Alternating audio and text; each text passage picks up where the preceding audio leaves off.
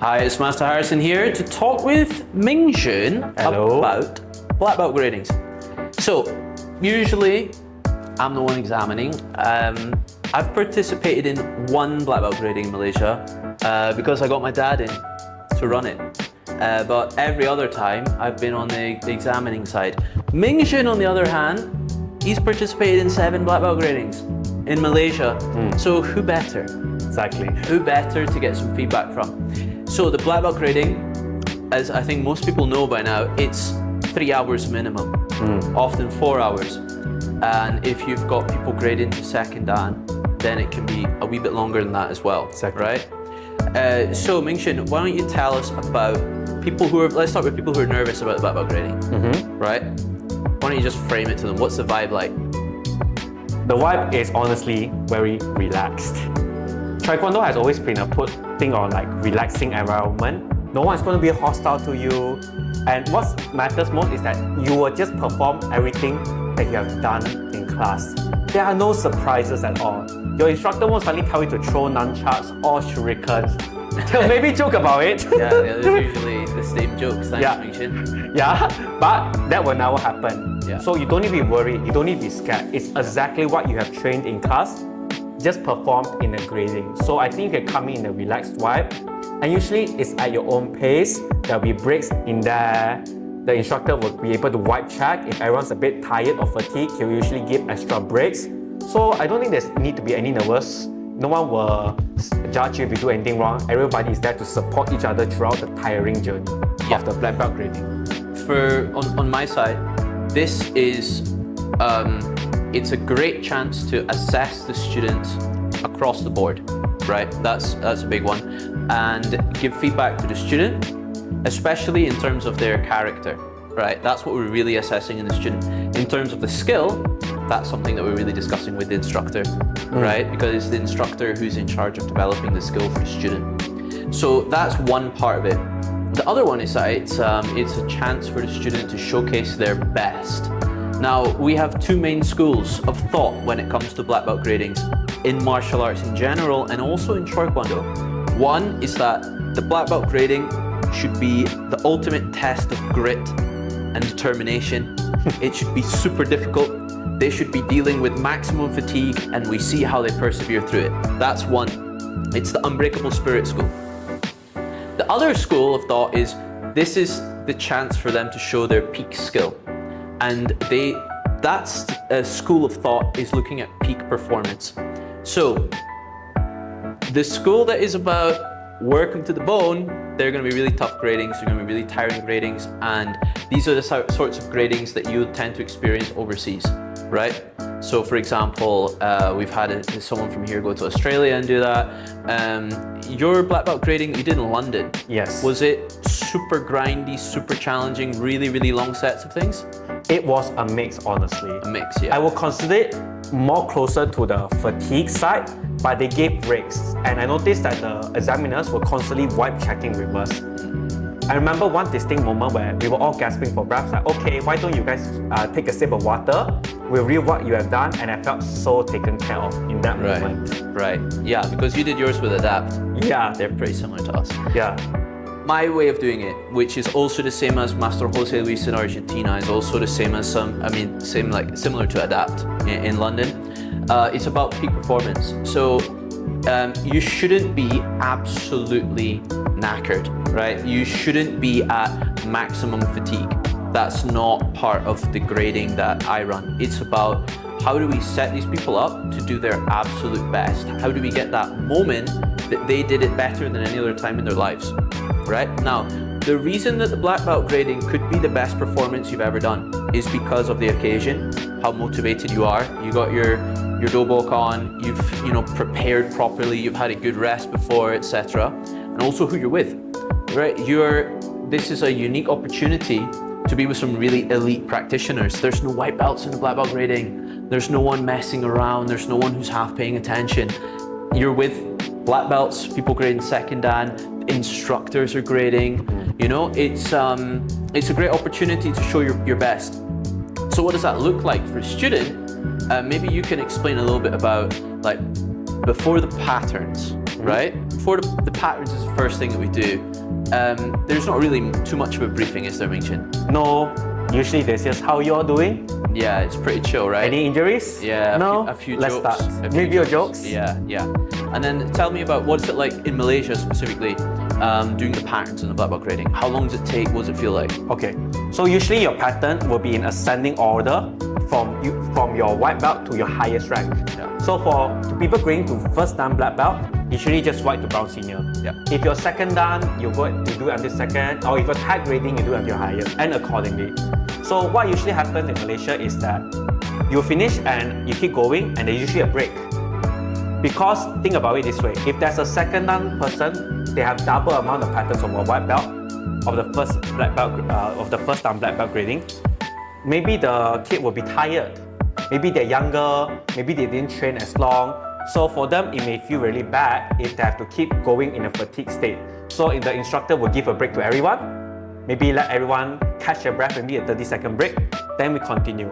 And I love this, honestly. Yeah, it will be the longest set of patterns you've ever done. Yeah, exactly. It will be, for sure. But it won't be like absolutely ridiculous. It'll be probably 15-20 minutes straight doing your pattern, right? And then you'll get a break. If we've got more patterns to do, you'll get broken off, and then the second dance, if let's say for example, let's say that Ming Jun's participating in the next grading, he's got a bunch of second dance patterns to do they need a lot of space. So they would be done separately. Then we have first dance, they have a thing called the offense drill, which we usually do straight after the patterns. So you'll get a break and you'll get to see the first dan black belts doing their offense drills. Offense drills are pretty cool because they've got a bunch of black belt moves in them. They got cross step kicks, they got heel kick, downward kick, crescent kick, twisting kick, all the spinning kicks. They're cool. They're cool. It's definitely one of the better bits of the black belt grading is seeing people higher belt than you doing their stuff. So that's the patterns, right? Grabs and chokes. There are a bunch of different things that we have to do. You want to tell them about that? Yeah, so in grabs and chokes, you have everything from wrist grabs to chokes to hugs to double grabs. There's a lot of things you need to do. Yeah. And what I find fascinating is that usually in the black belt grading, you see the most creative solutions that you have never seen in class. Yeah, also true. Because it's kind of very difficult to memorize like 10 or 12 different solutions to a bunch of grabs. Yeah. So oftentimes what I love about grabs and chokes in black belt gradings is that even though they may not use the solution I taught them before, they're still able to escape. Yeah. And they still show the same unbreakable spirit, the same perseverance that you expect from them. Because, like you said, the environment, it forces them to be at their best. Even if they may forget a bit, they're still performing at their peak, which is what I love to see. The grabs and chokes is not a memorization component.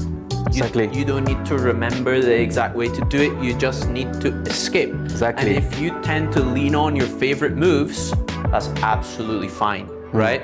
Now, when you've progressed through the belt ranks, you'll have been exposed to a whole bunch of different ways to solve the same problems. Part of the reason we do that is to get you using different techniques along the way, right? In the black belt grading, you don't have to show this way of solving, that way of solving. All you have to do is solve. Escape. You just have to escape, exactly. That's all you have to do. Now, in terms of how it actually runs, we'll do it in blocks. So we'll do all the wrist grabs first, and then there's usually quite a lot of explanation of what you have to do. So we'll usually do like all the grabs, then the chokes, and then we'll do the maybe the hugs. Yeah, the bear hugs and the doughboat grabs and so on, the grab and swinging punch, etc. And then the other one is you'll rotate around partners. That's because most of the kids, for example, they've only done it with the instructor in their gradings. Exactly. In the black belt grading, you'll be rotating around other people who are brown belt senior, first dan black belt. Yeah, I think that's everything you need to know about grabs and chokes, right? Exactly, that's it. There's quite a lot of guidance as to this is the one that's coming. Okay, then impact training. So impact training is a bit different in the black belt grading than the color belt grading. So usually color belt just does the hit training with the towers, right? Star jumps, burpees, impact training on the tower, and rotate around. In the black belt grading, we have a set of shield drills, and those shield drills all show specific skills. So we have the linear shield drill where the shield is moving away. We have the free movement shield drill where the shield will turn randomly. We have the bump drill, and we have the Bada Chagi shield drill. The thing is, these drills, they pop up in classes every now and then, right? And even if they don't pop up very regularly, it doesn't really matter because they're specific skills. And for each drill, I will make it very clear, this is the skill I want to see. I want to see that you can adapt to the shield moving away from you. I want to see that you can adapt to the shield changing angle. I want to see that you can do a strong kick when the shield comes toward you. Like, this skill that I want to see is communicated very clearly, right? So you're not in doubt as to what it is that you have to do. Exactly. Yeah. Right. Counter-attack drill. How about you start us off? What happens with counter-attack drill from your side? You usually move up. Cause the counter attack drill we have like in 4 main ones. You have pass the punch, you have 3 to 5 counter attack, you have bada chagi, then you have either one counter attack drill or 3 counter attack drill. And it's a very gradual pace. You start with pass the punch with a partner, then you move on to 1 and 3 to 5, then you move on to bada chagi, then have 1 to 1 counter attack drill, then 3 counter attack drill. So if you are upgrading to first dan, that's usually it. Now, if there's a second dan, if there's any first dans and above, for example, you're grading from first dan to second dan, or second dan to third dan, then we'll do something else, maybe 2 on 1, 3 and 3 on 1. And doing this part, the color belts, they can just take a break. Yeah. Because they already done what they needed to do Get as well. the popcorn and enjoy the show. Exactly. It's some of the coolest stuff that we do is the 2-on-1 training, like by far. Exactly. By far, the 2-on-1 is probably the coolest. Yeah, exactly. Yeah. So between every drill, it will be explained. We're doing pass the punch. And I have the little booklet and I'll read out the description. It's the same every grading. I have it there, the description of exactly what we're looking for. And that's in the examination booklet. So you say, this is what I was looking for, this is what I saw.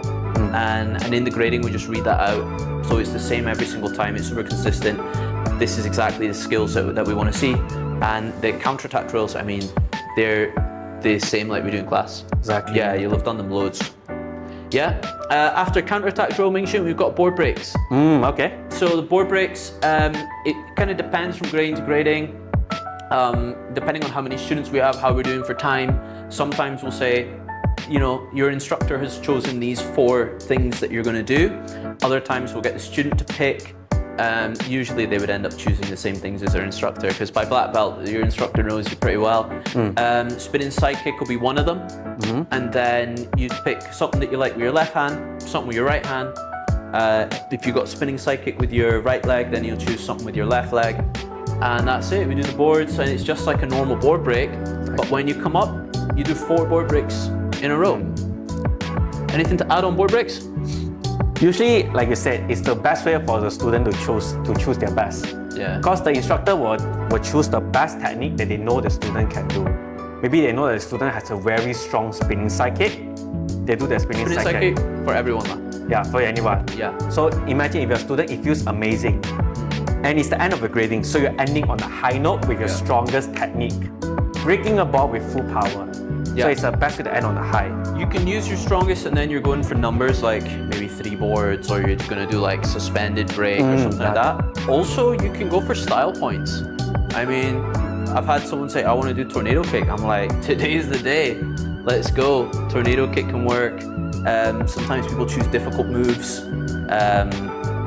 Yeah, I've had, back when I did my first dan grading, we had it, but we had to do the 4 like 1, 2, 3, 4. It's not like with the instructor you do 1 and then the next one and then the next one. You had to do them in a sequence and the boards are all held around you.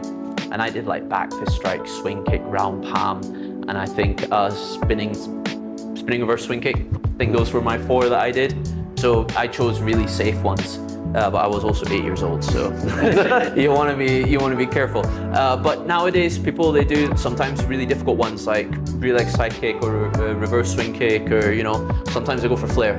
Or sometimes even something very precise. Like for example, I remember I did a front punch with 3 suspended board break. Yeah, that's very difficult. I mean, that one I think I picked for you. Yeah, that one you picked for me. Yeah. Yeah, because you mean you're a strong guy. Yeah. So we want to make it difficult. But I think that's everything for the black belt grading. Then what happens at the end, usually we have some sort of little donut or muffins or a little biscuit, a little snack, a little chill. You get some photos, you get a big feedback book. Usually there's like a community section at the back, get people to sign it, and that's it. It's a great time. And you get your belt on the day. Exactly. That's another difference. It's different from like color belt where you get it during your class, you get it right after it. Yep, correct. Anything else to add? I think I also want to talk about what the black belt grading means for the student on a personal level. Sure. So the way I see black belt grading, even now as a 23-year-old, is that I see it as a mini graduation of my process that I made. Because like you mentioned before, it's a 4 to 6-year-old journey from white belt to black belt, which is almost the same as your primary school journey or your high school journey. Sure. So in a way, it's a mini graduation. So I love to see and I love to feel like I officially graduated from one stage of Choi Kwang Do. It's a very meaningful for the kids because they can look back from there when they're white belt to maybe they are a black belt. Especially when I see if I teach the students, I see them from maybe kindergarten to when they start high school. When they start, and he's like, wow, I taught this guy before he knew how to write in Chinese. Yeah. And now he's in high school in Scouts or whatever. It feels so cathartic, honestly, to see them. When they get to black belt, is that the end? Well, it can be the end if you want. It can be, but there are also other tags as well. And I think that's the most important part. So once you reach first dan black belt, you will have tags. You have a yellow tag, you have a gold tag, you have an orange tag, and then goes all the way to your first dan brown, and your second dan grading. Then when your second dan, you have gold, you have blue, and then you have red, and you have brown, and then it moves on and on. What did they learn? Well, they learn new, more difficult versions of the kicks they already know. For example, in black belt, maybe you learn double kicks or consecutive kicks. But it's the same kick, just in a different way. For example, side kick, which they always do, they learn to do a double version of it. The one that's clutch is double swing kick. Double swing kick is like super useful in counter attack drills. Double reverse swing kick the same. There's also a bunch of black belt moves like heel kick, downward kick, crescent kick, twisting kick. Exactly those. Every tag at first dan you're learning a new move, right? Exactly. The pace of learning has changed. They don't have any more grabs and chokes. They got 2-on-1. What's it been like for you learning a 2-on-1 syllabus here in Malaysia? It really tests the basics of what you already know. Yeah. Learning, like for example, you use normal side face, back face. When you're doing it on a stationary shield, you don't really test anything. But doing it on a shield where you need to manage the crowd, manage your space, very helpful. Using side face strike to transition to the side of the shield, so they have a bird's eye view of both parties in the peripheral vision. Maybe using a front kick to kick someone very far away and hitting another with a full power. Or my favorite one, transitioning using a swing kick. Or jumping swing kick, jumping elbow to transition, jumping knees to transition. It's a new way of testing the moves that you already know, and that's what I love about it. When you became a black belt, did your training become easy? It became easier in the sense that I already know the techniques, but it was challenging in a good way. Because I don't want my classes to be too boring, I want them to be challenging. What about you personally, I'm asking? I felt like it became easier in the sense that if I'm training for a bunch of color belts, I already know everything that taught. Like, oh, the instructors go, okay, today we're learning swing kick. And I'm thinking, great, I learned that 3 years ago. Okay. But what I learned is that there's always room for improvement. For example, I just had a class very recently, 2 years ago, where I taught swing kick. Because we had the white belt, we had the blue belt, we had the brown belt. And I was so surprised to learn that there were still areas of improvement on how I can increase the power of my swing kick. Like SSC, turning my hips, turning my ankle. Same with round pump. You were teaching round pump to everyone, and I was like, wow, I can still improve on this. And it's very nice, knowing that there's always things for you to improve on. And that's what I like. It's easy, but it's also rewarding in certain ways.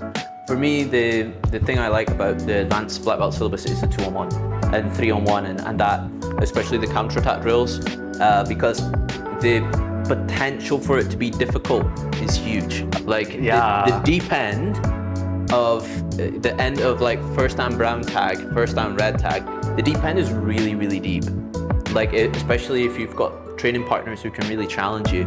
That's my favorite part of it is the 2-on-1. Really forces you to think on your feet. You need to be quick. It's very stimulating, very challenging. And it highlights a lot of like certain things you can improve on. For example, your side kick is a bit slow. For example, if you only practice side kick on your right leg, someone charges you on the left, and your left leg side kick is slow, you'll get hit. And it highlights a lot of things that you need to work on as well. And it's just a process. I mean, I think I've got, for my own training, right? Because I also like to train. My own training, like just getting reps in 2-on-1 is really fun. Right. Thank you, Ming. No problem. For the black belts. Good luck, everyone, with your black belt grading.